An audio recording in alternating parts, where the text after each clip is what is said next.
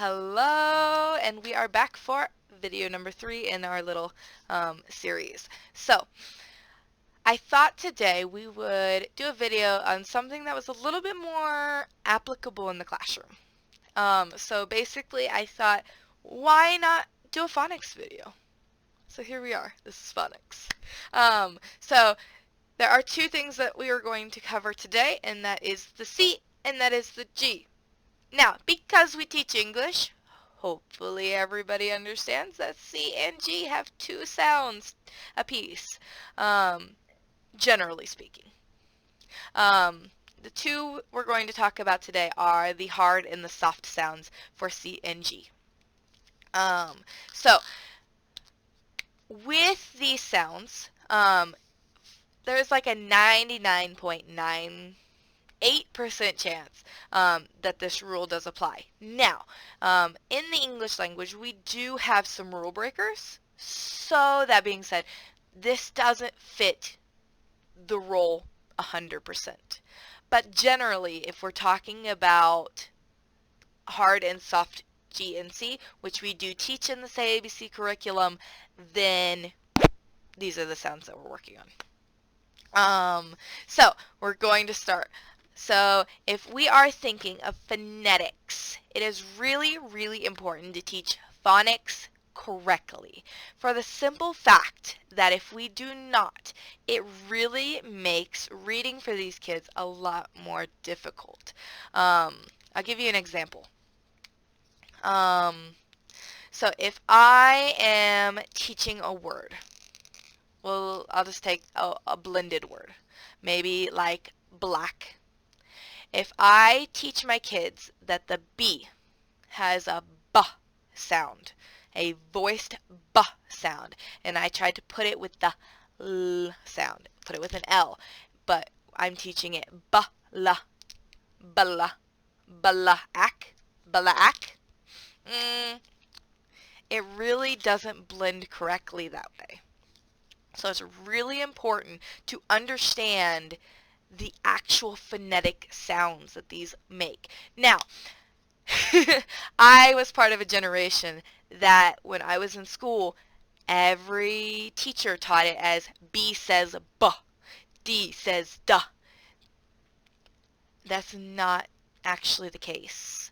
If we're looking at phonetics, then B does not say B, it says B, B, B, B. So that's something we're going to cover in this little phonics series. So today, C and S. C, if we're going through the alphabet, generally, more times than not, C is going to sound like a K. Now, it's really important, again, to not have that sound on it, because C is not a voiced sound. We don't use our voice to say it. We actually use a percussion sound. The sound should not leave our throat. It's k, k, k, k. So if we're reading the word cat, k, a, t, cat. So it's really important to teach the kids to put these sounds in their throat, because in English, and even in their language, you can actually compare some of the sounds to their language as well. They have a lot of the same sounds. If you can teach them that these sounds where they need to go so that they can produce them, you will never have another phonics problem. Generally speaking, 97% of the time, my kids do not have phonic issues.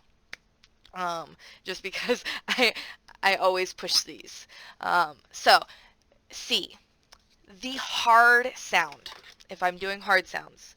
The hard sound, which is generally what we teach first, of C, sounds like a K.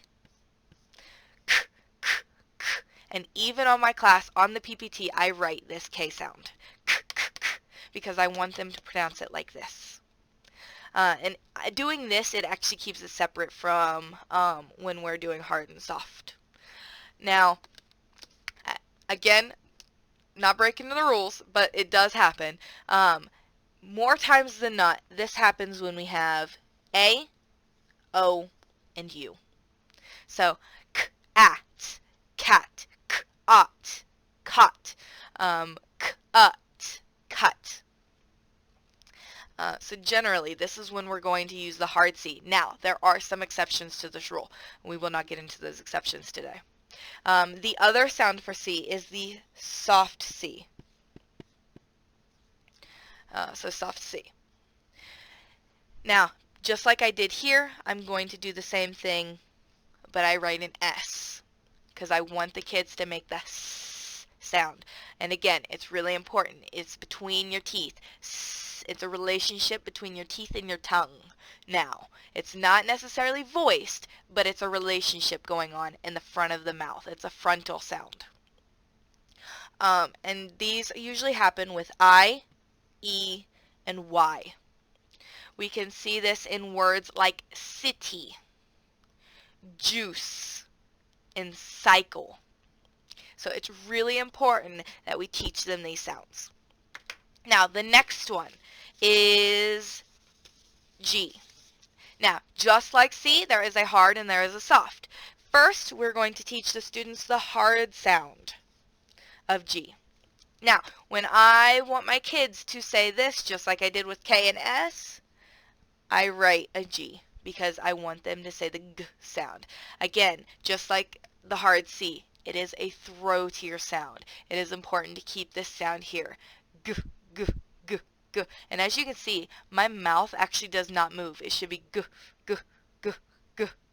And that's one of the things I do with my kids. I get them to hand, G, G, G, G. And I get them to make that sound. I even tell them teeth, G, G, G. Teeth, G, G, G. Because I want them to not move their mouths when they make this sound. So this same thing applies. A, O, U. It's the same backwards and forwards. Hard G, hard C. Soft G, soft C. So, can you guess what soft C is? Or soft G? Yes, it's going to make more of a J sound. So I actually write a J here. This one, again, just like S, J, J. And as you can see, my mouth comes more together and makes a square. J. So again, it's another frontal sound. And this also happens with I and E. And sometimes Y. So if we're looking at soft G, this could be like jig, get, or gym. So that is all for today's video. I hope this kind of clears up the differences between a hard G and a soft G. There will be more videos in this series on sounds and like proper pronunciation for better phonics reading. So if you have any other questions, leave a comment down below. There are more videos to come, so remember, stay posted, and happy teaching. Bye-bye.